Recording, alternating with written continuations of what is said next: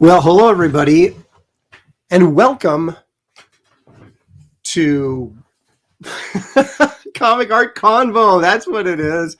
There he is, Untitled Treasures. Hello, everybody. I had an intro that I made for it and forgot to upload it. So next time, for sure, we'll do it. Nothing like last minute. Yeah, well, you know, got to work the bugs out. It's the first time, got to work the bugs out. So that's what we're here for. True. So how are you? How you doing? Heidi hey, Heidi ho.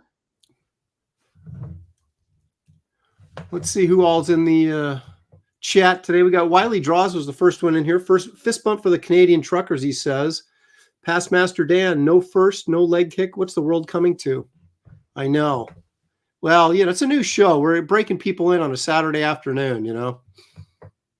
Matthew Lawrence. Hey, gents, good to see you. Thanks for joining us, Matthew. What is this? Aaron Lopresti, art is pizza chef. Aaron Lopresti, art is pizza chef. That may be deeper than I'm prepared to go right now. Maybe it's deeper than you should want to go. Yes, that may be, unless it's deep dish, because then I'm all in. Yeah, but I don't know if I call that pizza anymore. It's more like, you know, more like a meal than a pizza. We have here, or in this area, over out Hillsborough Way, a place you're probably familiar with. There's a place called Nona Amelia's, and they have this thick crust. It's just like, you know, pizza on bread kind of thing. And the pizzas are enormous. So you can feast on them for days, and it's incredible. And so whenever... I've seen those kinds of pizzas. They ain't cheap, but boy, like I said, when you get 3 meals out of it, you kind of divide everything by 3, and it feels like it's, you know, it's not a bad deal. So looks like Rodney Ulibarri's here too. So excellent. Okay. If we're talking about pizza, my wife would probably say her favorite is this place in where she went to school. She went to OSU. The Beavers, Woodstock. Woodstock, that's the one. Woodstock, that's her favorite pizza right there. I love Woodstock. If she could have pizza from anywhere on the planet, that's the place she wants to have pizza, is at Woodstock. Really? Now, if I was, you know, in that area, that's obviously the number one choice. I do love their pizza, but Nona Amelia's up here has been the bomb for me. So, do they still say that, the bomb? I think they do. Of course, I think that's more a boomer expression at this point than it is. No. Consider the source material right here, pal. Oh my goodness. Well, I mean, yeah, I'm not too far off. I still remember when "That's the Bomb" was the bomb. That's. That's right. Oh, how times change. Okay, so this is our inaugural episode. We're going to do this once a month. We're going to talk a little goofy topic, if you will, a little light topic. Then we're going to get into some original art. You're going to share a piece. I'll share a piece. And then we're going to share a con story. And then we're going to head out the door to get pizza, probably. So that's right. Do our little shills at the very end. That's right. So are you ready to rock and roll? Should we just start? Let's go. So okay. You know, however you want to do it. The way I figured is what we'll do is whoever does the first segment first, then the next person, the next segment goes first. And then in the final segment, we switch back again. So like if it's you, then me in this segment, then it's me, then you, then me. Okay, see, now you're confusing me. I think we just go every other turn, right? I mean, it's because we're gonna do Twilight Zone episodes today. Yeah. Right? All-time favorites. Our top 3 favorite Twilight Zone episodes of all time from the original series, not the remake series in the 80s, which had good episodes, don't mind you, but the original. Yes, I do actually have an episode from that I really enjoyed. The 2 guys that were gamblers, and they kept gambling and gambling, and they ended up like gambling their body parts, and they were just like torsos at the end of the. Did you ever see that? Because they kept losing. I saw that one, yes. Yeah, that was rough. Okay, well, let's start with you. I'll bring up an image. Okay. You tell us the episode. Tell us why you like it, and I'll give you my comment. Now, I'm assuming I got these in the right order. So if I didn't this would be my 3rd favorite Twilight Zone episode of all time. Well, yeah, wait. The top image you sent me would have been your 3rd, right? And your favorite episode was the bottom one. They were all numbered according to their place. Number 1 is first place. Number 2 is second. Number 3 is third. So whatever the number is. It says 3, so I'm going to assume that's your third place. That should be third place, yes. And if it isn't, well, I've already screwed the show up once. So is that it? Nope, you got it right. There it is. There it is. All Number right. 12. Number 12 looks just like you. That's my third favorite episode of all time. It's from 1964, the final season. It was towards the end of the run. You could say they're kind of maybe starting to run out of ideas, but I love this episode for a lot of reasons. First of all, is you got 3 people who are playing multiple characters in this. And it's except for our main heroine there in the middle, played by Colin Wilcox.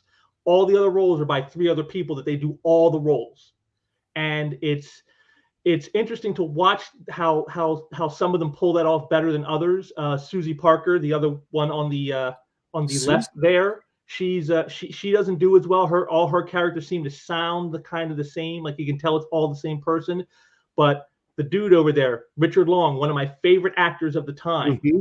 He does a very good job in this, where the 3 different characters he plays, it all looks like him. They all have the same voice, but like his mannerisms, his body language, things he does, presents them as completely different characters, and that's not easy to do for an actor, I think, to play so many different roles and yet make them all seem individual from each other without overlapping and saying, oh yeah, it's just this guy playing the same role. It's not like Sam Jackson, who always plays Sam Jackson in every movie he's in.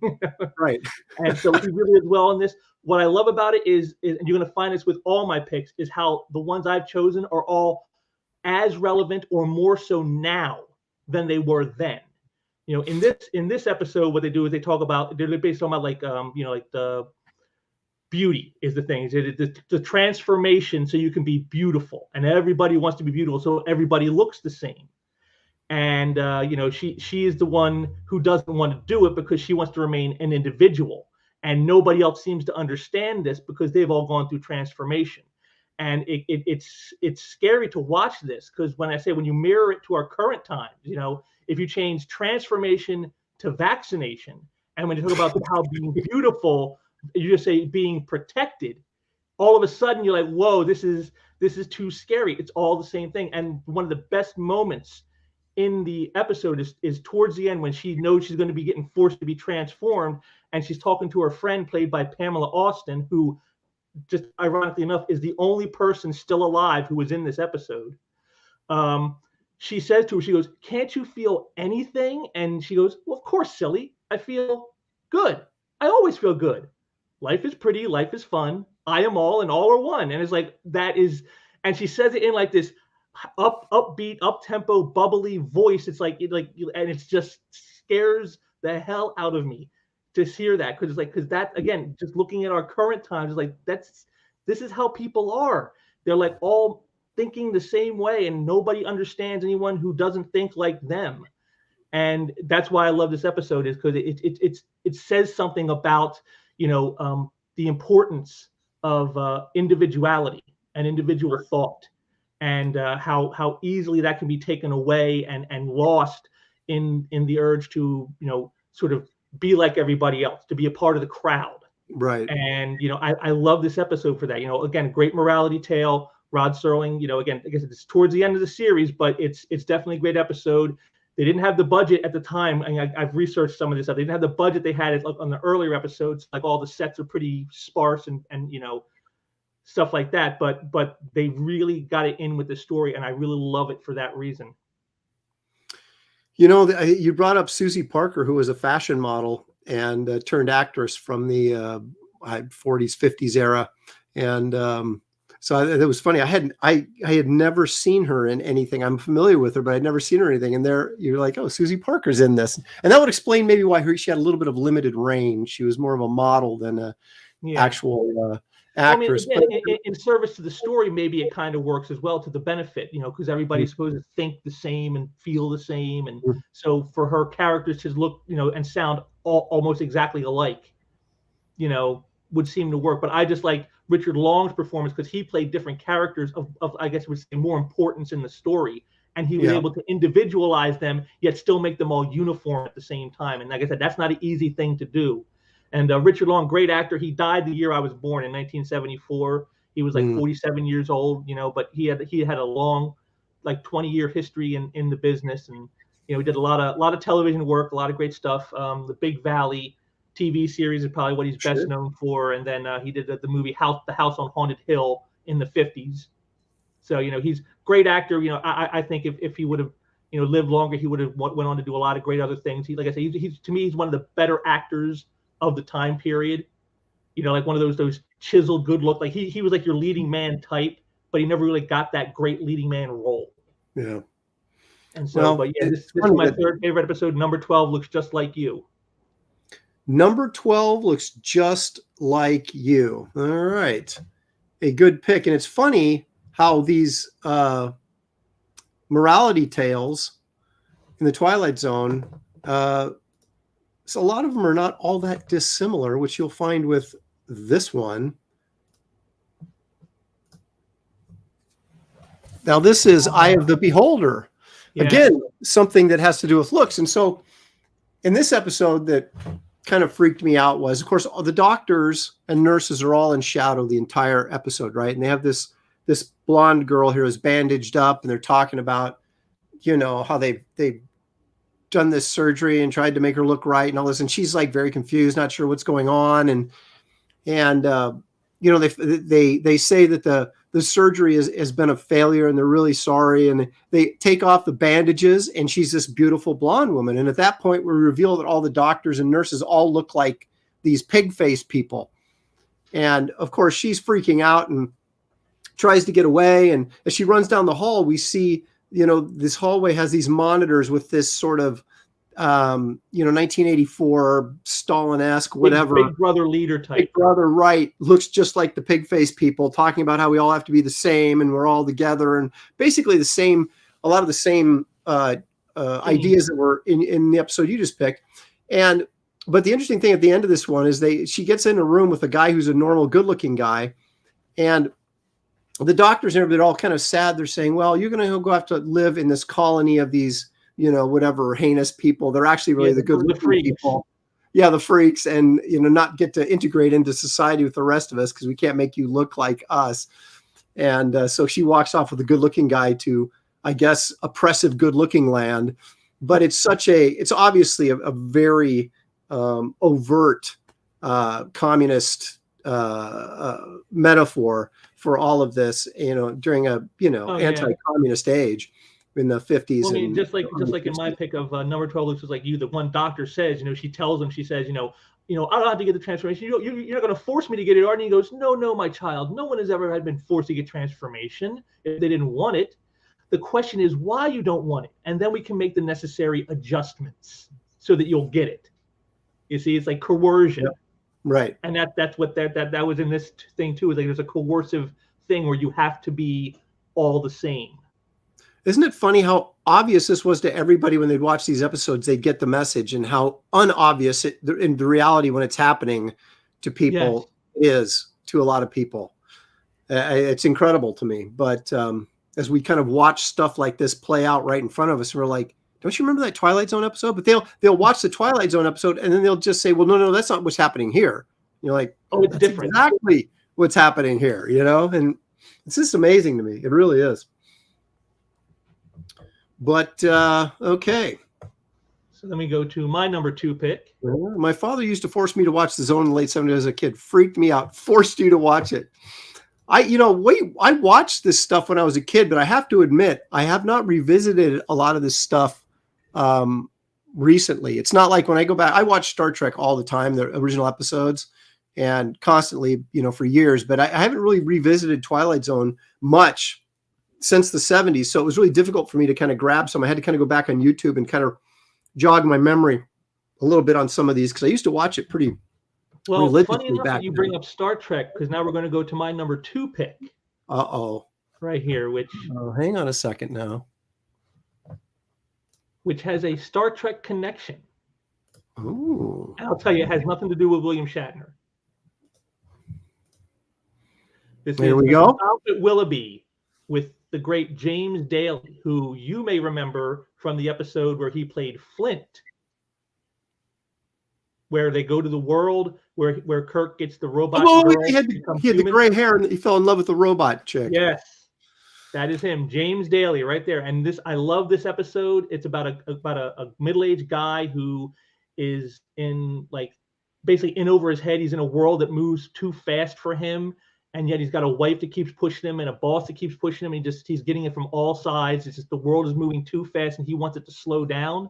And so he dreams up this world in a dream called Willoughby, back in like the late 1800s. And he keeps going back there. And every time he's almost going to get off at Willoughby, and he doesn't. He always keeps coming back and waking up. And then in the end, he decides he's going to get off at Willoughby. And then, of course, there's the twist ending where we learn that, well, it was just a dream and everything else. But the twist in the end is, I don't want to spoil it for anyone who hasn't seen it, but you'll like how the ending really comes in. And again, it's just, again, as with all things Twilight Zone, they subvert your expectations, but they always do it in a way that is beneficial to the story being told. They never do it in a way like they do in modern stuff, like with the Star Wars sequels, or with like Terminator Dark Fate, or Iceman is suddenly gay. They don't do these subversion of expectations to like ruin characters or ruin the stories. The way Serling did it was always in service to the story, and that's why it always worked so well. And this is a great one of those. I love it because it plays to me a little bit. I sometimes feel like the world is always moving just a little too fast and needs to slow down. And again, it's just another theme in our world that has become more relevant, not less. Because technology, for example, you go out and buy your new iPhone, and 10 minutes after you have it, well, it's no longer the latest technology anymore. That's how fast things are moving. And here's a guy who just, I just want to slow down and relax and try to have a smell the roses once in a while. And it's just not the way the world works at the time for him. And so I really love that, how it speaks to our innate desire for a little bit of that old time feeling, holding on to some of those old fashioned values. This right. This is from longing the for the first good season, old days. 1960 first season. So I mean, again, it was very much. It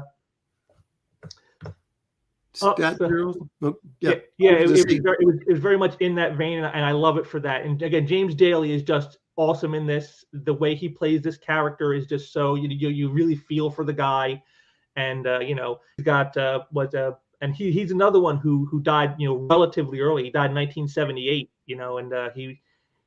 But he had much more impact. He was in Planet of the Apes movie, and he did a lot of great television like Mission Impossible, The Invaders, The Fugitive. He did a lot of work.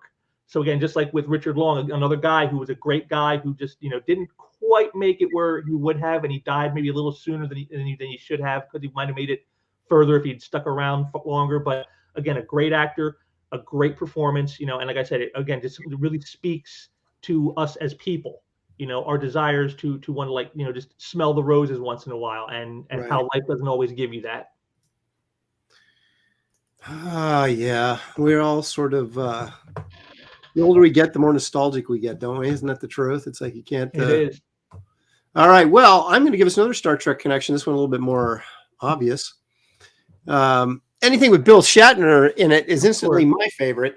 But this, of course, is the Nick of Time, which is he and his newlywed wife are passing through this small town. He finds in this diner this little fortune-telling machine there with his devil head on it that continues to tell him his fortune, and he becomes sort of or his future, and sort of becomes addicted to it. And he's a very superstitious kind of guy. Yes, so he's drawn into it. Yes, they said he's a superstitious guy, and he's perfect foil for this type of thing. He's pulled right into it. But the really nice thing about it is, at the end, he does make the choice of his wife, and sees the logic that his wife presents to him, that hey, we can live our own life. We don't need this thing to tell us and predetermine the decisions we make. And eventually he, of course, takes his wife, says, you're right, we're going to drive out of town. They drive out of town. But the interesting thing is, the ending of this is when the old couple, just a haggard sort of, the really troubled looking old couple, come in and scoot into the booth, and they start asking the thing for questions about their future. So this is a couple that's addicted to this machine, that's being held captive by the machine, and they couldn't break away. Yeah, kind of showing you the two dynamics. You got the ones who were able to break away and the ones who weren't. Right. It makes you kind of wonder, was this older couple? Have they been there their entire life in this town, slaved to this machine, and it's just how, how they, you can let superstition, or not even superstition, but just, you get certain ideas in your head and they start, you create these scenarios where you end up paralyzing. The way I've always saw that episode, it kind of speaks to like a fear of the future. Like you want to know what the future is going to be, but you really can't. And so does that fear make you indecisive so that you can't even move forward at all? And that's kind of how I see this, is where in here, Shatner, you said he breaks that. He gets past that and goes, you know what, I just have to accept I'm not going to know the future. Things are going to happen. I just got to deal with them as they come. Whereas the older couple, they're coming in, they're completely fearful of the future, and they need to know, or they can't do anything. That's exactly right. It's again, a tremendous morality play, and how when you can kind of step back and just like how you can just become obsessed and to a point where you can't even function, and how you can lose your life on stuff like this. And it was just, again, I enjoyed it because of the Shatnerisms. But like any good Twilight Zone episode, there's a nice little moral tale, and you walk away. It makes you think a little bit, Well, that's what they always did, is make you think. And again, the good ones anyway. There were a few clunkers in there that weren't really that good, didn't make you think. But like all the good ones, they all make you think. And that's again, that's part of the genius of Serling, is a great morality tale, of a story that says something about something that makes you think, yet also entertains you. And while he subverts your expectations, he does it in a way that services the story. And that's all of that is classic stuff that you just don't really see anymore. Well, the interesting thing also, I remember reading this about Serling, and it's been a while, so you probably are more up on it than I am. But it's like the scripts he didn't have a hand in, or the ones that were taken from him, just paled in comparison to the ones where it's kind of like Roddenberry when he was all hands on in Star Trek, the first season and a half, first 2 seasons. Those are really, really good episodes.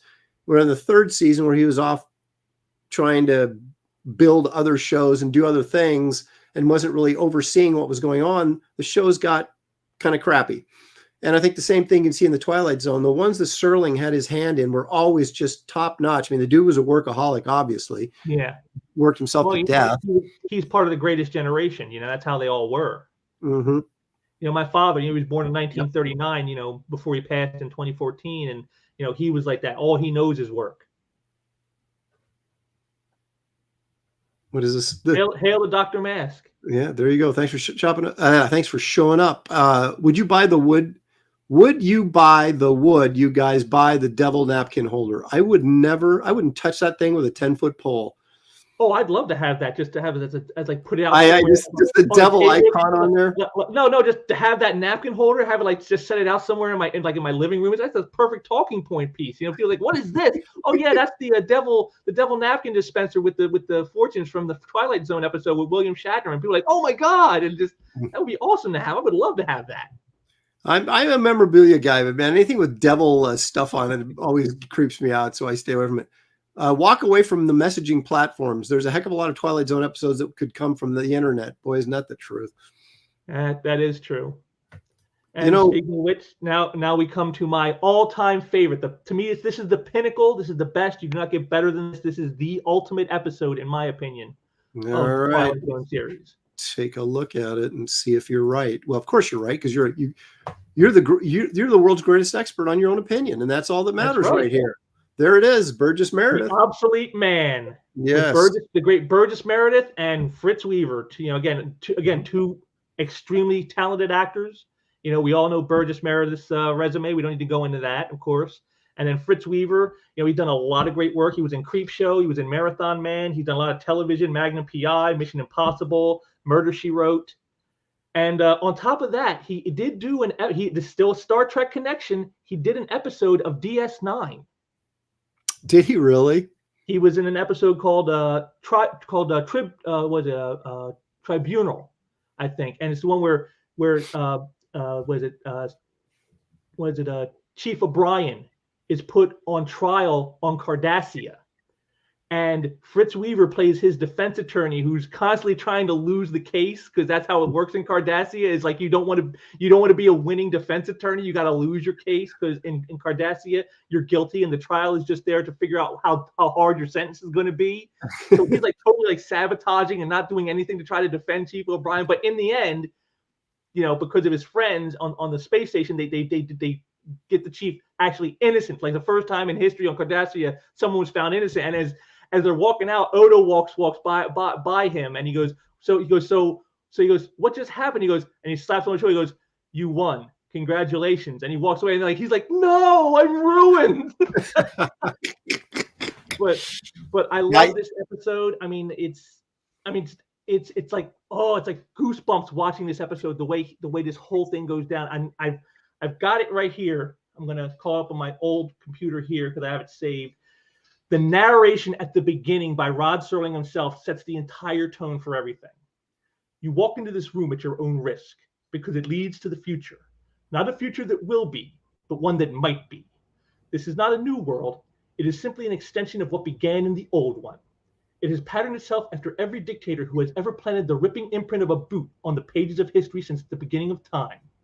It has refinements, technological advances, and a more sophisticated approach to the destruction of human freedom. But like every one of the superstates that preceded it, it has one iron rule. Logic is an enemy and truth is a menace. And it's like right from that point, like, oh man. it's just I love the cat and mouse game between these two. The way Burgess Meredith flips it, the whole script on him is just classic. And Fritz Weaver's, he's like, "I misjudged you, Wordworth," and he goes, "You underestimated me," and that's exactly what he did. He took the state's own power and used it against them, and that's what I love about this, because again, to me, this is cancel culture. This whole episode is basically cancel culture. You got to destroy a person who does not fit the mold, who does not fit the formulae, as Burgess Meredith says in the episode. They must be destroyed. And that's what cancel culture is for. And yet here he flips the script on it and puts it on the people who do it. And I just love that. And it's just another one that speaks to our times, like it's echoing through time. It's just, Rod Serling has to be spinning in his grave saying, "I told you so," with all these episodes, looking at the world today. He's like, "I told you so. I warned you all. I told you this was coming. Why weren't you listening?" But yeah, I love this episode. And the ending, of course, is just perfect. Perfect ending. I vaguely remember this episode, but I'm going to have to go back and watch it because Burgess Meredith did like an episode every season, and this is the final episode from the second season in 1961. It was the last episode of the second season, and to me, of all the ones that he did for each season, this is Burgess Meredith's tour de force. I love this character, Romney Wordsworth. Here's the thing: he even brings out the Bible. I mean, you would never see that done on television today. Couldn't get away with that now. You never get away with that. He pulled the Bible saying it's a crime. He goes, "It's a crime punishable by death, but yet it's the only possession I have that has any value." And it's like, wow, just amazing how he does that. And it's like I said, it's a tour de force for both him and Fritz Weaver. And again, Fritz Weaver is probably like one of my all-time favorite character actors. He had a long history of doing work. Like I said, he did stuff through the 70s, the 80s, the 90s. He passed away not too long ago in 2016, but like he had a long history of doing work. I mean, he never hit like a Burgess Meredith type of level for recognition, but he always seemed to be consistently working. And like that's again a tough thing to do in that whole Hollywood scene, is to keep a career going when you're not a megastar. Well, he's one of those guys that everybody knew his face, but they wouldn't necessarily always remember his name, right? But exactly, a lot of good work. It's that and it reminds me of something Mike Vosberg, who I work with. What he told me, he says about himself is like, you don't know the name, but you know the work. Right. You see his work and you know the work, but you don't remember. Oh, that's Mike Vosberg. Right. And yeah, Fritz Weaver is kind of the television version of that. Yeah, Night Gallery. That's another good one. Yeah, that was good. Not as good as Twilight Zone, but definitely good. I used to like Night Gallery just because it was more horror related, where these were just more kind of intelligent and suspenseful. Where as a kid, I was always like, Night Gallery. Well, funny thing, when I was younger, whenever I'd hear the intro music to Night Gallery, it would scare me. I mean, literally scare. Like I remember one time I was up late watching some TV with my parents, and I fell asleep while the show was on. And I remember that night I had nightmares because of that music. Yeah. That whole intro music. Yeah, there's that's something true. about it. The way It was they creepy. did that sound effect, it's creepy. Yep. All right. Look at me. I'm going Shatner twice in a row. You can tell there's a different, you have this sort of political slant with all your choices. Mine are just pure Shatner, baby. But this is the one, again, this is the Twilight Zone I like so much because it was kind of like a monster episode, And of course, I love the Twilight Zone, the movie, this with John Lithgow, the segment where they redid this with John Lithgow and George Miller directed. That is just like next level. But I love this episode just because I even as a kid, I would sit there and go, oh, it's Captain Kirk, and I get to watch this episode because it was Kirk. The horrible thing about this is like the gremlin looks more like Bigfoot than he would, some sort of, gremlin that would be sabotaging a plane or something. But just Shatner losing his mind, is like one of the greatest things to watch on screen. And I love it for that reason. And that tense moment. And it's even in the George Miller version where, he's closed the drapes. He's not going to look. He's not going to look. He's not going to look. And then he can't help it. And he pulls it back and the monster's face is like right there. Yeah. Oh my gosh. That was great. No, Jeff Potts, do not insult the monster by comparing it to Brie Larson, please. That is not a fair comparison. I'm sure the monster has much better toes. No, don't say that. But the design on the George Miller version, I think was Stan Winston, and is just fantastic, And but anyway, so I can't really validate my opinion of why this is my favorite episode, other than it's Shatner and there's a monster on the wing. So I mean, what else do you need? For me, that does it. You're getting all this deep psychological thinking, and I'm just like, is there a monster in it? Yeah, I'm good. So. Well, I always like the deep psychological side of things. That's again, another one. Now, it didn't make my top 3, but in my top 5 is Penny for Your Thoughts with Dick York, where he does this thing where he puts a coin into a box and it stands right on its edge, and he gets the power to like read people's minds. And so he's at work one day and he's reading all these people's minds and hearing their thoughts and all this stuff, and he comes to learn that some people they think things without saying it, and then they think things that they're never going to do, and then there are people who say things and they don't even mean it, and it's just he learned how people are never the way they present themselves. Exactly. And it's just, the great psychological point there. I like that how the facade that we have, that we show the world, is not what goes on in here, and yet he got to see in here and he saw what people were really like. Now we don't need that. We just have Twitter. So, well, that's what they would have you believe. Yes. Oh my goodness. All right. So there's your top 3. So those are your top 3 well thought out Twilight Zone episodes. Those are my top 3. I remember these. These were fun. I'll pick these 3 Twilight episodes. You were just in for the fun. You weren't looking at it and going, wow, I'm really getting into these stories and getting all these great deep meanings out of the tales. I'm out looking for monsters, man. That's the best I can do for you. Oh my gosh. Okay, so let's take a look at some artwork. Yes. So we'll go ahead and do yours first. Okay. Well, again, and to keep it in context with what we're showing here, again, all my stories, all the ones I had for the Twilight Zone, and again, just in general, is the subverting of expectations is what Rod Serling was noted for. The way he would always have that twist for you in the end. Well, this piece of mine also has a bit of that whole subverting of expectations kind of thing going on. So, well, let's just see, shall we? I'm interested for your take on this. Of course, we both know the gentleman who drew this. Yeah. Hang on a second here as I share my screen.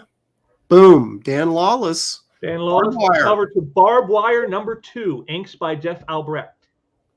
And again, this plays, I mean, just the image itself is just completely, subversion of expectations. Here you got this woman who we all know that basically women, not nearly as strong as men, yet here she is fending off like a handful of guys single-handed.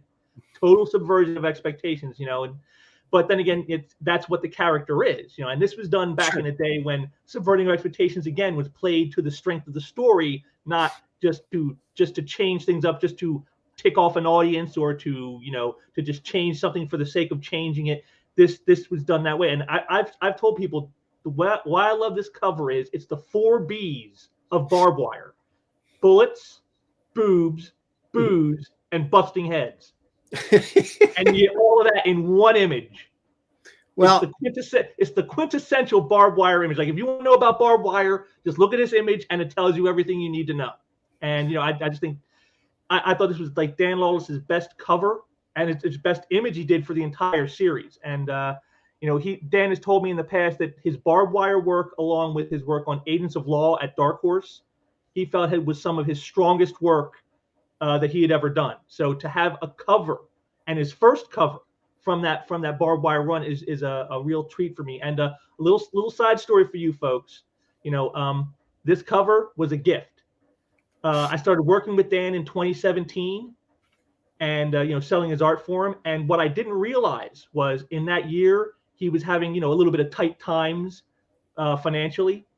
And, you know, I'm sure they would have figured a way out to get through it. I'm sure it's not the first time, especially for freelancers like you guys. But, you know, I really poured it on and really helped him out and sold a lot of stuff that year for him. And so it kind of took the weight off the shoulders. And so that year, when he sent me the final package shipment for the year in December, he had this piece in it. And he said that was for me, considering like a Christmas present, or, you know, a bonus from the boss, you know, for all the great work that I had done for him. And because I had mentioned to him when we were talking, I said, you know, I love your barbed wire work. I especially love that cover to issue 2.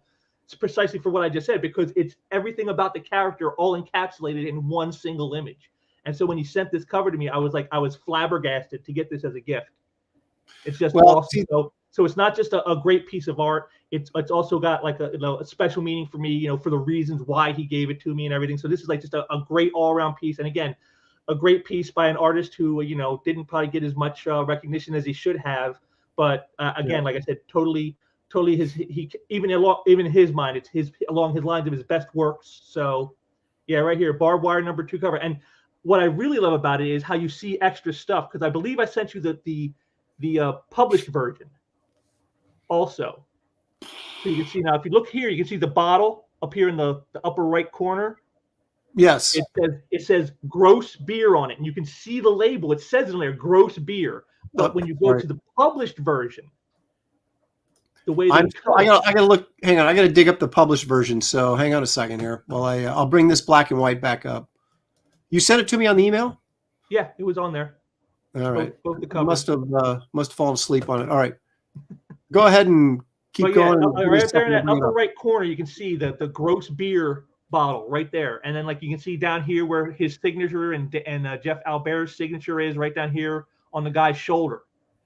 These are little bits that if you see the published version, it got cut off. All right, hang on, I got it. Because of sizing. I got it.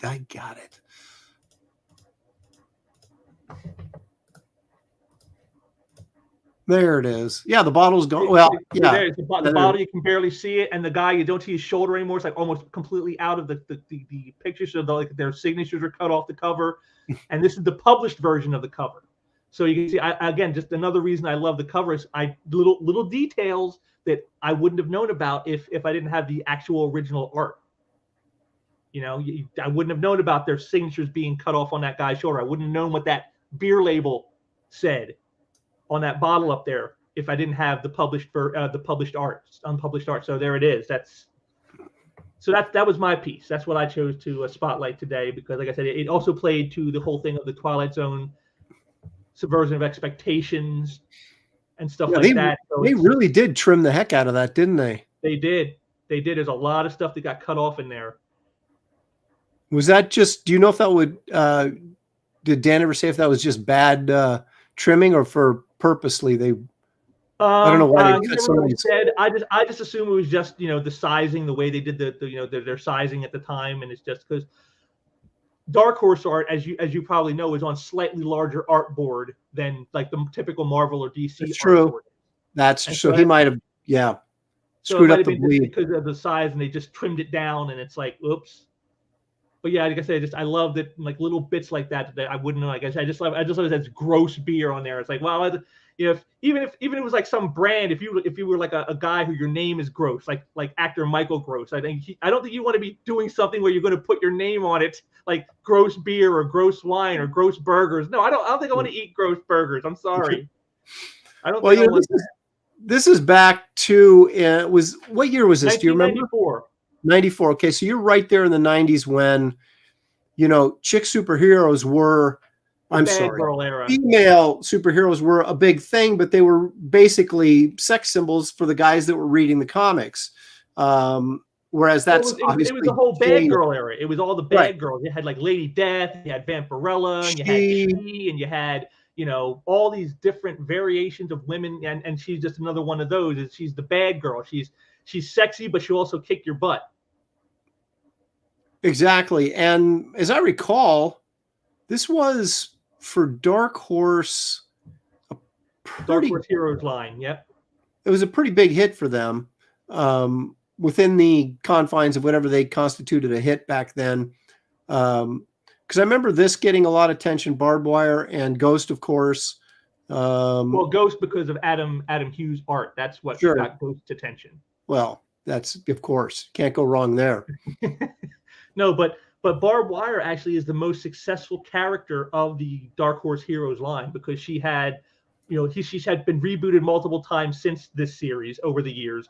And on top of that, she also had the live action movie with Pamela Anderson in the late 90s. Right. Now, was this part of the line that what do they call it? Where basically Chris Warner created their entire line of superhero. Yeah, World's Greatest Heroes. Yeah. Yeah. Was she in this, or was she separate from that? She yes, was. There was a 12-issue miniseries that was weekly. That had like all these different. It had like 3 different arcs for like 3 different cities, and she was in this. She was the first piece of the second arc, and that was her first appearance. Cover by Dave Dorman, and the interiors were by Paul Galassi. Then after that, it went straight to her series, her series, which is issue 1. Interiors by Lee Moder, cover by Adam Warren, who I love Adam Warren's art, but yeah, I don't think this is the kind of title you want Adam Warren, drawing for. And then issue 2 here is where Dan takes over, and he did the next several issues of the run after that. Excellent. So basically, this is third appearance of Barbed Wire right here, is this cover. Excellent. All right. Well, in keeping with my theme for Twilight Zones, which doesn't exist, this will be perfect for me to share.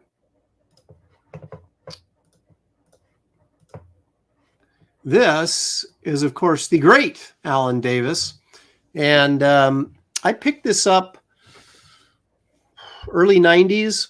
I can't even remember where I got it, but I got this, and I also got, there's a silver half splash page of the Silver Surfer, where the surfer, you may remember, is zipping through outer space, and he comes across this old 60s hippie van out there floating in space. And I had that page and sold that during hard times, unfortunately. But there was no prying MODOK out of my poor. Here we are. It does fit in with the theme of your Twilight Zone picks. It's fun, and it's got a monster in it. That's exactly right. So it does fit in well. The thing that's just crazy about this is the really sort of dynamic and interesting page layouts. I love this sequence in the middle where you've got MODOK, and then the sort of vertical but at an angle panels there where he's using his mind to shoot this werewolf thing that AIM and he is fighting. But the other thing that's really, really cool about this is you see in the last panel down there behind MODOK, that sort of electricity effect. Yeah. That is really cool because that's like Mark Farmer laid some lines down, probably with a ruler, and then went over with whiteout to get that electrical effect behind it, which sort of, it always, rather than just sort of kind of draw that shape in there and try to ink the lines around it, when you go in with whiteout and stuff, it gives you that hard edge, and it really makes a much more interesting looking effect. And even the effect, the glare inside the werewolf there in the last panel is just fabulous. And So, Well, and I always thought of all the people who's inked Alan Davis over the years, Mark Farmer is probably the best inker. yeah, they were a team for a long, long time, and it was like everybody wanted Farmer was the guy, you know, and everybody wanted Farmer to ink him, but he was always attached to Alan Davis, and so his availability was not great. I mean, you could pick him up maybe for, you know, a special issue of something or other, but let me see if I can get in here closer to. Oh yeah, look at that! Look at that detail in the blast shot right there, hitting the werewolf, right there. That image right there of where the impact from the energy bolt is. Like, look at that detail. That I like. Well, yeah, you use some white out for it too, like the little waves around where it's hitting. Yep, he did cross hatching and then did the waves around it, and then had some just you know, singular lines in there. That was terrific. And hang on a second here. Let me go. Oops, wrong way. Let's go into this and take a quick look at this guy. Come on, don't.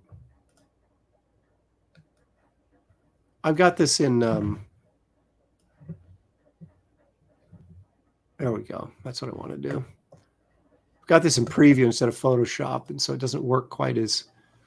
So what he's done here is feather into this circle area there, and then again using whiteout to create, you know, I don't know if this circle here, I have to go look at the original, but that circle looks like it's a whiteout pen that he put in a compass, you know, so you get those perfect circles over the top. And it's such a great looking effect. Yes, that's the kind of effect you saw all the time when other artists would do Havoc from the X-Men. Yeah, yeah. And you can see here along the edges of the werewolf character where he whited out because he feathered his energy lines outside the line of the figure. And so then he whited out around the edge to give it a hard edge right there.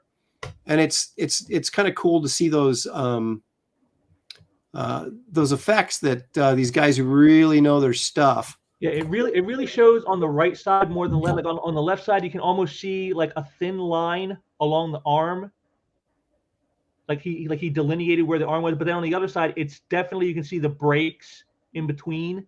Yep. And that's so it's like he hardened it on that side a little more and then softened it on this side more to make it more, give that effect going on that side. Yep.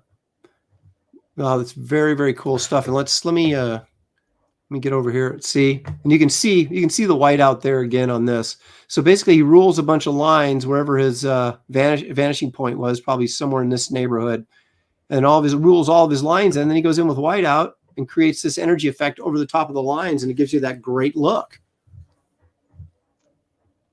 And even his line work here, and this guy is all brush too. He's a brush inker. He's not a pen inker.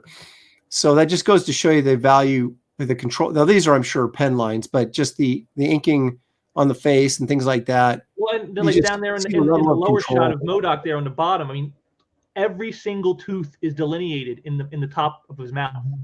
Every tooth. Yep.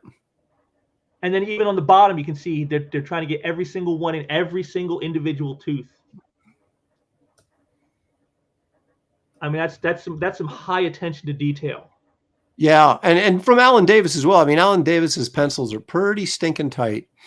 But yeah, so I'm really glad to have been able to hang on to this piece over the years because I have all the. One other thing I saw in that too is, again, it played to something you've talked about in the past of your panel layouts. Because if you look at that page again, if you bring it back up here for a second.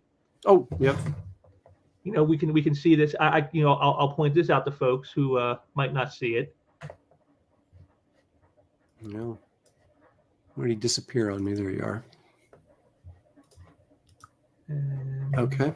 All right. Notice how the top panel, it's not perfect. It's angled down, so it takes you down here to the next panel, and then those panels sort of fall off to the other side, leading you down to the bottom. So it's like the motion is carrying you from panel to panel. And it's also really interesting and noteworthy on that first panel where he left. I mean, there's detail and stuff there, but it's essentially dead space to put those word balloons in, so you're not covering up action, you know.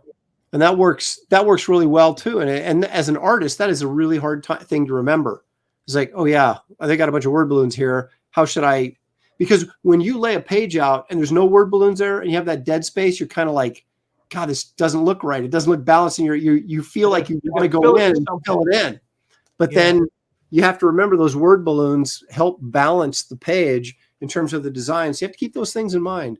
But yeah, it's. But like I said, I just looking at the page, I first thing I noticed was, again, what you talked about, how you lay your panels out should be to lead people from one panel to the next, and that's exactly what this does. The way they're designed, the way they're shaped, and the way they're laid out is just like one like snaking along the page. Yep. You know, if you just do a quick read of what's important, where am I looking at it, you can see it, how that you can form your own little visual path and how it works just perfectly. Yes. So, and it's got some great, you know, MODOK close-ups and expressions, and you know, it's the ultimate page for me in a lot of ways. But I don't have a ton of stuff from interior pages. I mean, I do have a few, but not a ton. And but that's one that, you know, like you said, you get pages and you think after you've had it for 10 years, you're like, I could trade this or I could move this. But that's one I won't let go of just because I love MODOK so much. And it's just got such great. Yeah, I'll tell you something I've seen in the collecting hobby is people who tend to get MODOK pages. They tend not to ever want to give them up. They're like, no, I'm keeping this MODOK. I'm keeping this. Well, I mean, how often does he show up, really? That's and true. You look at some of the artists that drew him, you know, they're usually a Kirby page or you know, Alan Davis. It was a real treat to have him do there. Like I said, I got to do several issues with MODOK in them in Ms. Marvel. So, and I got them stacked up over there. I was like, I'll sell this one. I'm like, no, I can't. No, I'll sell this one. I'm like, no, I can't do that. You know, so even like little panel pages, I may have sold a couple, but I mean, I've got him and Sleepwalker. I got pages, you know, of ones I drew that are just because I just like the way the character looks, you know, so I hang on to them. Yeah, like I said, just people, there just seem to be like this love for MODOK, but the people who have the stuff by him is like, it's you know, it doesn't seem to fall into hands very often of people who are just like, oh yeah, I'll sell that, I'll trade that, that's no big deal. It's like whoever gets the MODOK pages, they want MODOK pages. Yep, that's true. Aaron Lopresti, you guys see the comic art by Byrne that Liefeld owns? No. I'm sure it would make us cry. I'm sure it would make us cry. Yeah, if you want to see some stuff to make you cry, go look at Scott Williams' page on Comic Art Fans Gallery. Wow, he's got some stuff. But that's fun thing. You know, I talked to Tim. I did get in my first new stuff for 2022, my first purchase of new comic art for my collection this week. I got in on Thursday. Did you? My first one. So don't know if they'll be in the next one or not. We'll have to see how I feel and see what we do. But what you want to share, right? Sure. And what you're going to keep. Well, yeah, but what I will do is I will tell everyone who the artist is, and the art is by Scott McDaniel. Oh, you told me. That's right. Yes. And I'll even give a little more hint. It's two pieces, and they're not from the same publisher or the same series. So two distinctly different. Very cool. Well, I don't know what I'm going to share. I don't know what I'm going to share next week. I may go really heavy. Next month. Next month. The next show. Yes, exactly. All right. Don't make more work for yourself and for me, please. I know. My goodness. I barely got this done in time. As you could tell, I'm a little frazzled. I'll be better next time. I'll be better. Yeah, sure I will. So we did my idea was always kind of take this show for about an hour, you know, and then close it out. And so we're about at the hour mark, but we were going to share some con stories as kind of like a nightcap, if you will, to the show.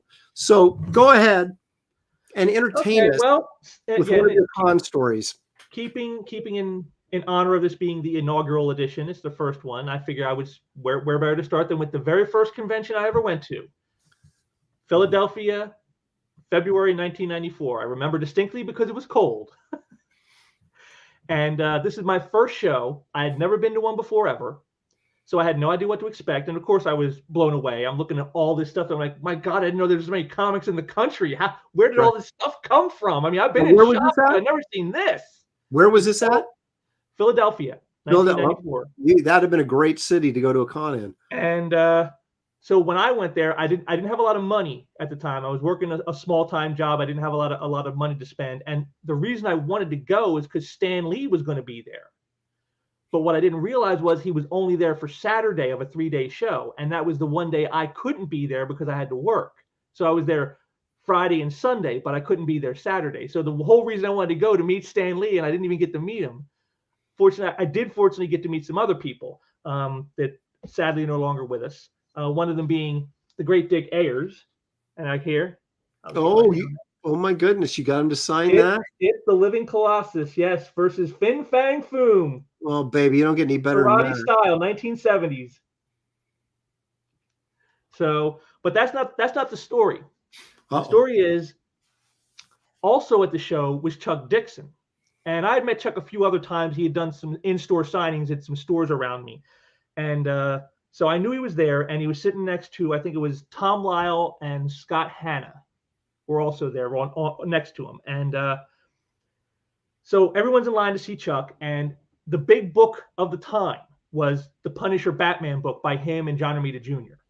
Right. And almost everybody had that, including myself. And so I'm watching people as they put them down, and every time somebody puts one down, he signs it the same way. Welcome to Gotham, Chuck Dixon 94. That's how he would sign everybody's. And I know that the year before, because I had saw him I was at a shop, where he was doing some signing. He was signing the Batman Spawn book from that year the same way. And I thought about that. I'm like, you know what? I don't think I want the same thing written on my book as I had last year. So when he finally got up to me, I put my books down, and he goes to write. I go, before you sign it, I don't want you to write "Welcome to Gotham" on it. And so he looked up at me and he goes, well, what do you want me to write? And I said, I want you to write "Punishment, Gotham Style." And he kind of got this little gleam in his eye, and he's like, hey, I like that. And so he signed it that way, exactly as I asked, and, signed all the rest of my stuff. And I went out to get more signatures and everything while I was there. So, and then as the day's coming to an end, I'm heading out to leave the show because the show is going to end like an hour or so.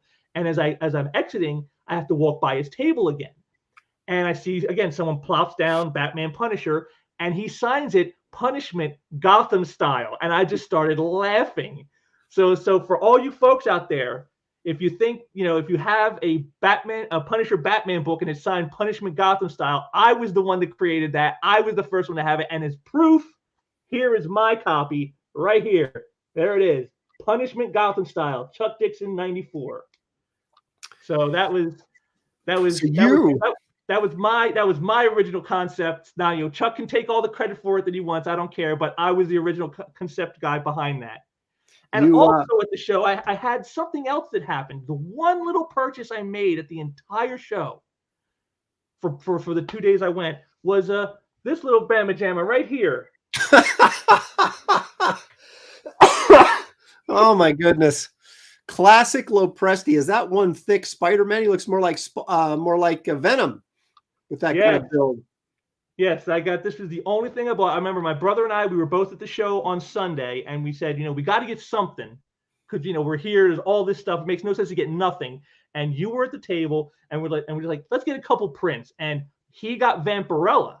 You had a Vampirella one, and he got that. And I got Spider-Man because, I was big on Spider-Man at the time and, still am. So that's what I got. His got destroyed and lost to time, but mine still exists. There it is, baby, right there. When I used to sign with the cursive, like I'd sign my checks before I figured out an artist signature that was different.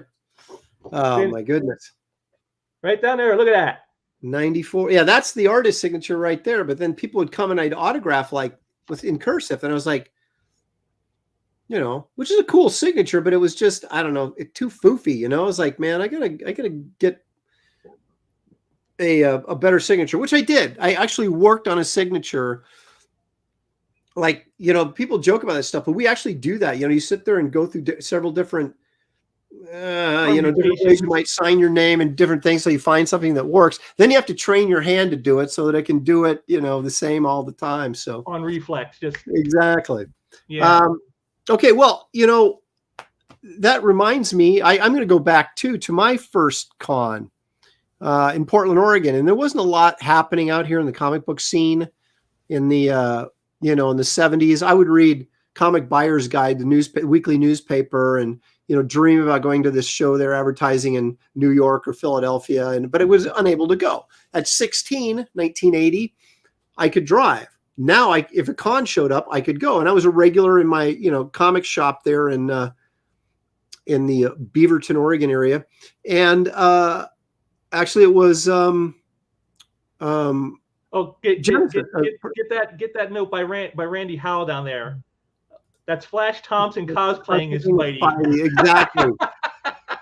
Yeah, there we go. Man, Peter has been working out. He's jacked.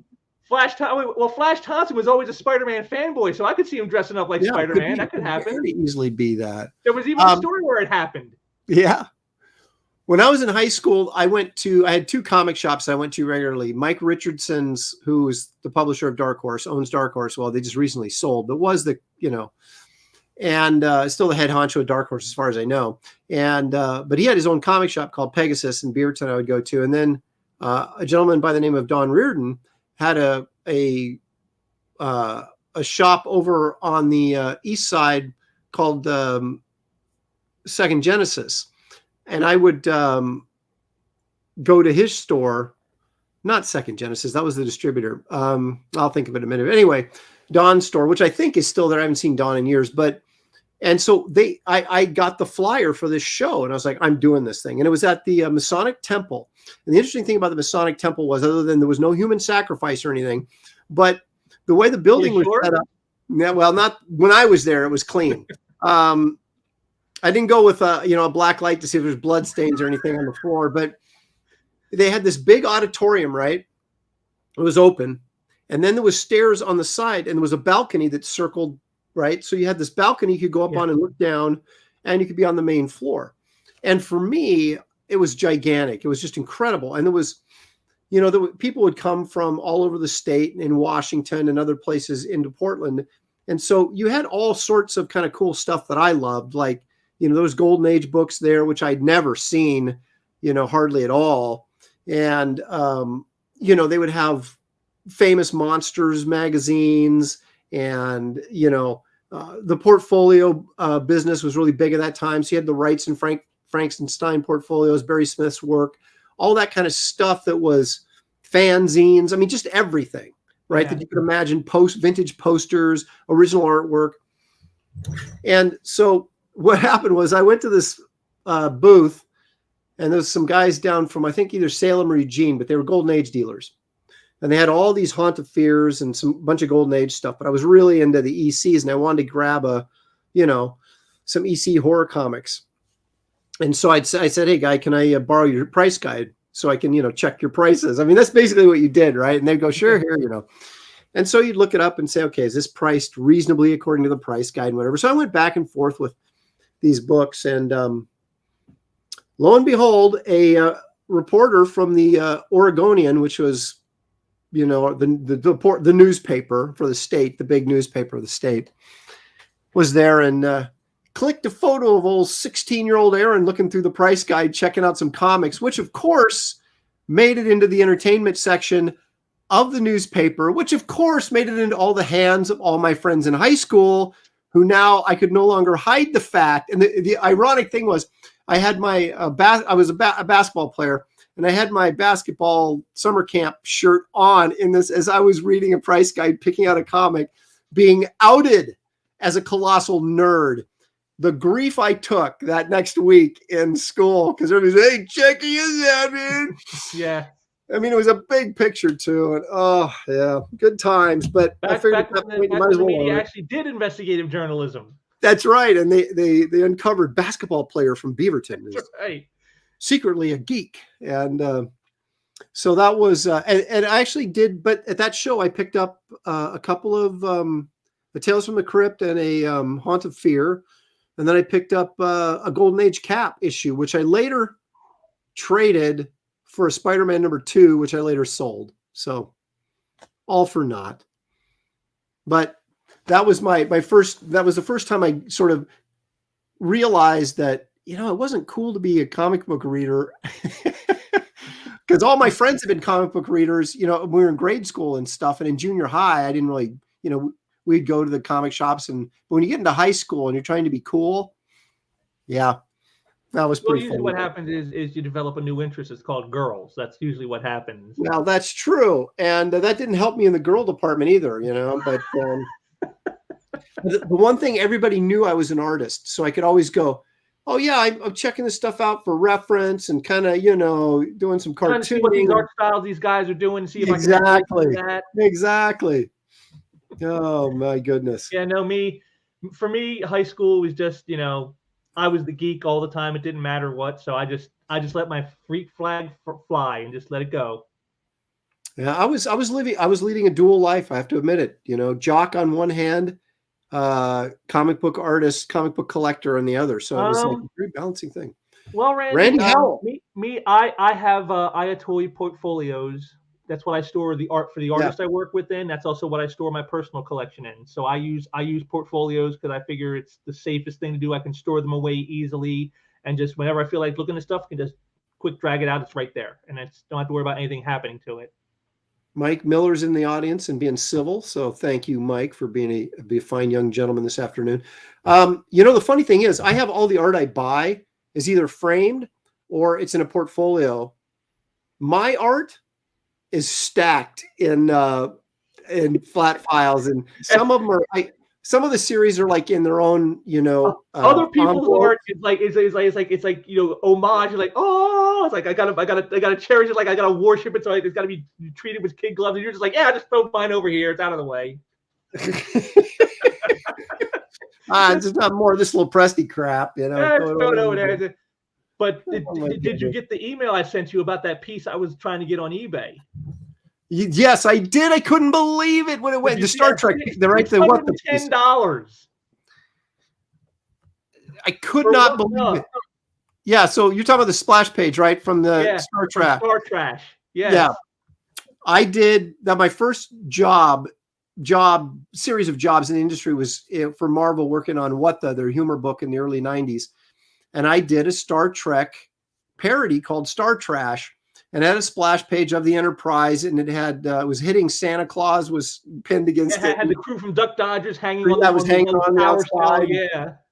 And that just was up on eBay and sold for 600 and how much? 10? Like $609, $610, yeah. My gosh, I could not believe it. So yeah, I guess my what the stuff is going through the roof, baby. I'm vintage now. It's classic. Anything 25 to 40 years old is classic. Anything over 40 years old is vintage. So yeah, your what the stuff is now classic. Oh my gosh. It was unavoidable, I guess. Andrew Wilson says, I'm built like a linebacker, but am a nerd. No one messed with me. I pledged for Wraith of God. Thank you, Andrew. Thank you for being a big, tough nerd. And thank you for backing Wraith of God, man. Well, that means he's not a knucklehead. No.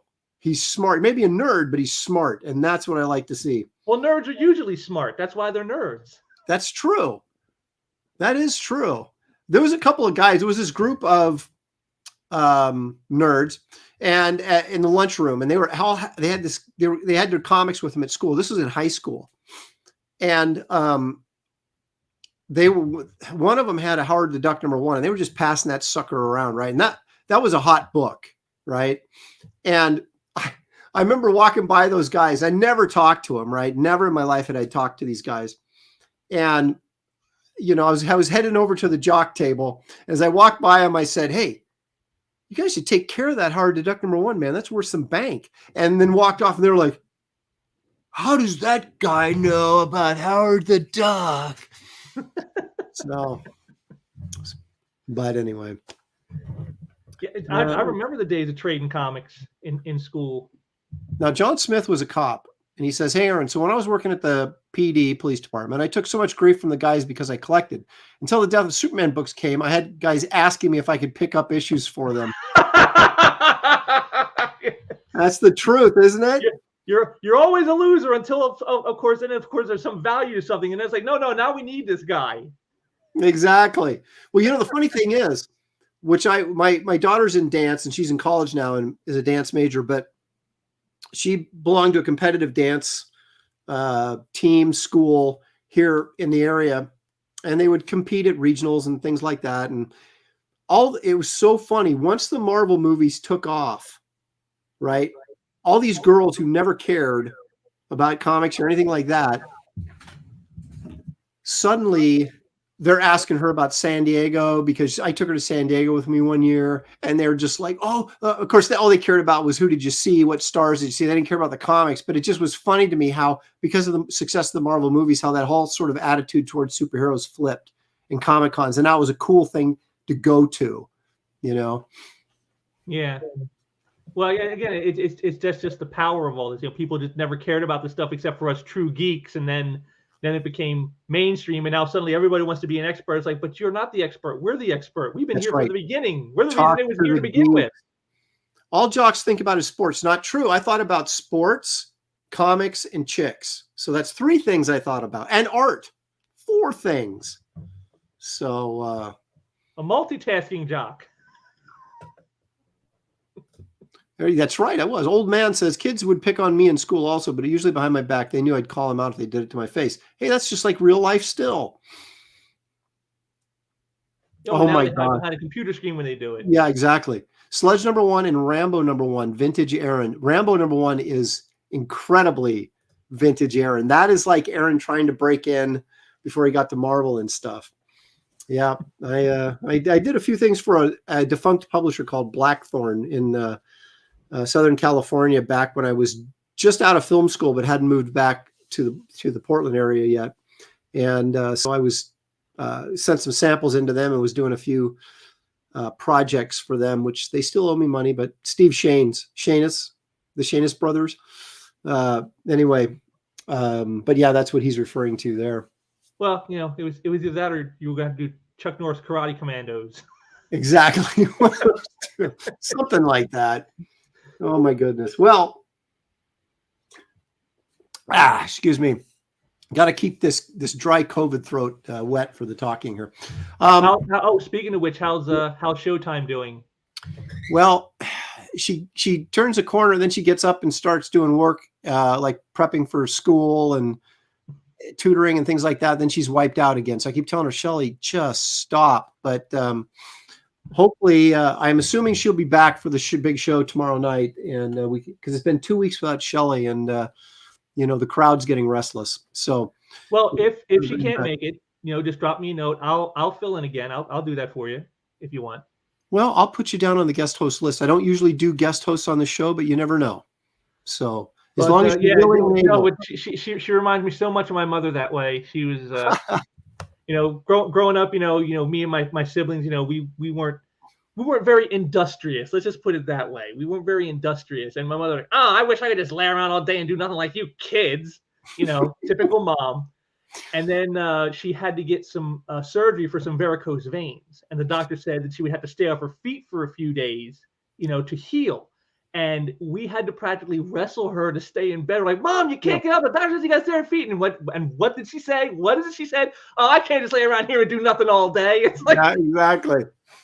Well, but you said you wished you could, and now you have your chance and you're not using it. What is wrong with you, Mom? Yeah, I know. It's like, just let yourself heal. No, I can't just lay here. Yeah, you can, but yeah, but then when you're just laying around, it's like, oh, I wish I could just lay around. Exactly. Making you feel guilty for it, and then when she has to do it, she doesn't want to do it. It's so funny because my dad was very much a workaholic, and he always thought I was lazy growing up. But now I'm a workaholic. I work all the time. Now, granted, I'm not out, you know, manual labor like my dad did, but you know, I'm still drawing and working all the time. So some of it did rub off on me.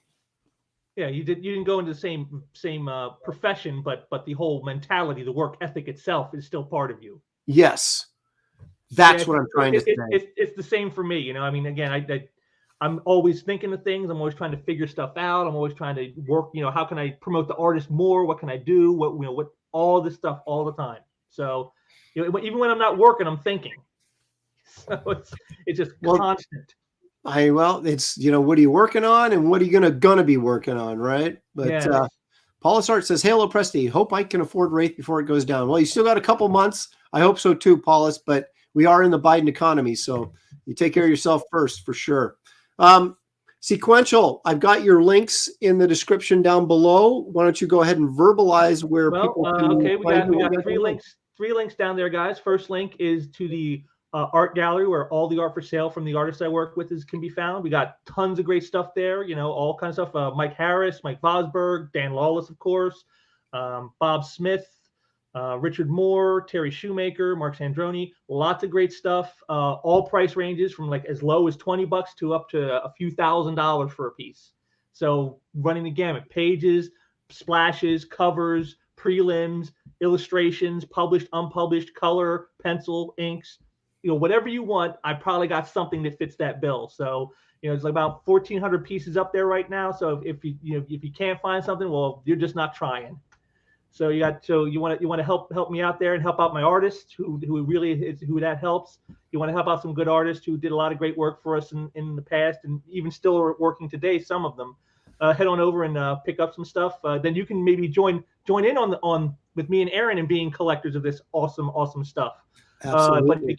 But again, as Aaron noted, we got the Biden economy on us. So I understand if money's tight for folks. So if you can't do that, we got two other things you can do. We got one down there. We have is the MeWe group I have for Sequential Treasures, where I post all information about upcoming live streams I'm doing or any stuff the artists are working on. I do a weekly feature there called Comic Art Wednesday, where I take one of the pieces of published art from one of my artists and I spotlight it there with a little funny notation about it or whatever, just for fun, kind of like sort of a Facebook style post of what this live stream's about. So that's what I do there. So if you're on MeWe, head over there and join the group. If you're not, join MeWe and then join the group.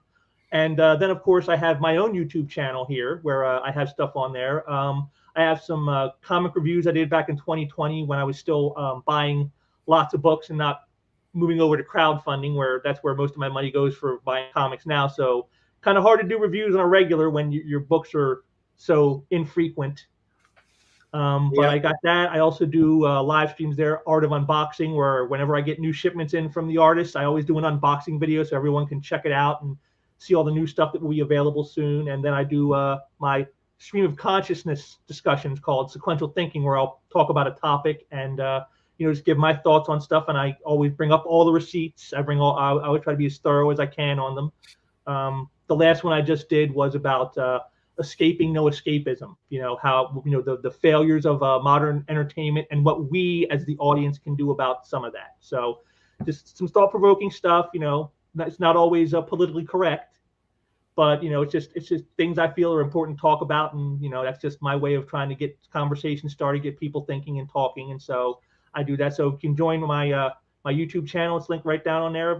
Only got about 85 subscribers right now, but hopefully I can get to 100. Come on now, let's get him to 100. There's no excuse for that. Well, the thing is what I really want to do is I want to do live stream auctions, auction off some of the art from the artists on live streams. And I think that would be a lot of fun. Maybe get a guest like yourself on while I do it, and we could have some fun with that.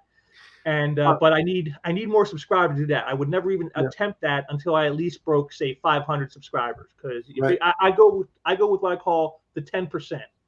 So I look at what my subscriber count is, and I figure the most I'll get in any live stream would be 10% of that. So right now it's like 8, not enough.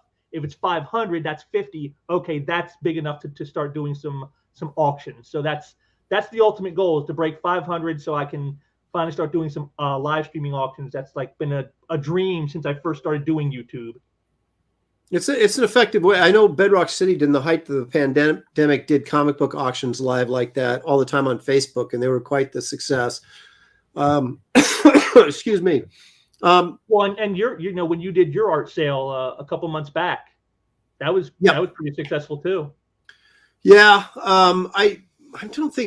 I think I just sold them, though. I don't think I did the auction. The auction is always, you're a little bit dangerous, but it's always good fun to do stuff like that every once in a while. And since we all have such a large, everybody's tied to the internet way more now than they ever used to be, that's really a viable way to do that stuff. I wanted to point this out for Tippy Tail McKitty. I do manual labor, blue collar bastard here. Hey, man. Hey, you got blue collar guys here, dude. That's for sure. I remember one winter actually pouring concrete, and I did it for 6 weeks, almost killed me. So I have a great admiration for guys who go out there and work with their hands, because that is hard work. In a way, it's still kind of doing it, but before I was doing what I'm doing now, it was all retail work. So trust me, I know all about the blue collar guys. Yeah, exactly. I grew up blue collar. My mother worked for Boeing for years. My father worked for a place called Congolium for like over 40 years. He was the last of a dynasty. They don't make them like that no more.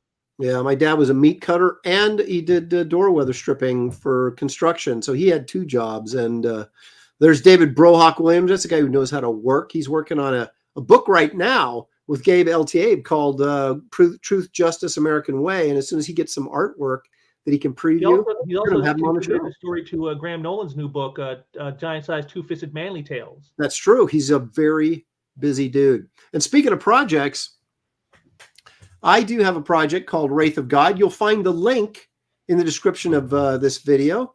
If you haven't backed it, please follow that link and get over there and check it out and see if it might be something that would interest you. And everybody that has backed it so far, and there's been quite a few of you, I thank you and am very grateful and appreciative for you guys getting behind the project. I'm inking page 46 right now. $120,000 stretch goal. What's that? How far are you from breaking the final stretch goal? Less than $500. 400. Oh, come on, guys. Come on. So close. And I have a couple of boxes of Garbage Man trade paperbacks coming my way. So I'll be able to put those up again. And those are hot sellers as well. So I'll let everybody know when I get those. More of them than Dark Horse has. I probably, because I'll be over, if I sell these 80 more, I'll be over 500 sold.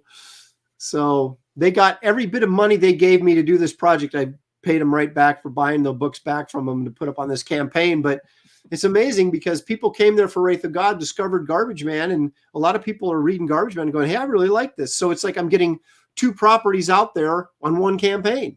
So it's working out great. That's the true sign of success right there. Yep. So you guys remember to like the channel, subscribe if you haven't subscribed to my channel. If you haven't, go over to Sequential Treasure and subscribe and like his channel as well. Make sure you sign up on the notifications so you get the bell dinger when either one of us goes live, and you can check out our show. And stay tuned for tomorrow night for the big show, Aaron Live with me and Shelly Showtime, and all sorts of hijinks and fun stuff. Even though COVID can't keep us down, we're going to keep the show rolling. And we'll have our next Comic Art Convo February 26th. February 20. He's already got it marked on his calendar. February 26th. You'll be seeing us. All again. you guys out there, mark it on your calendar so you don't miss it. That's right. And again, thank you everybody for joining us. Had a terrific time. We enjoyed talking cons and artwork and Twilight Zones. Who knows what we'll talk about next time?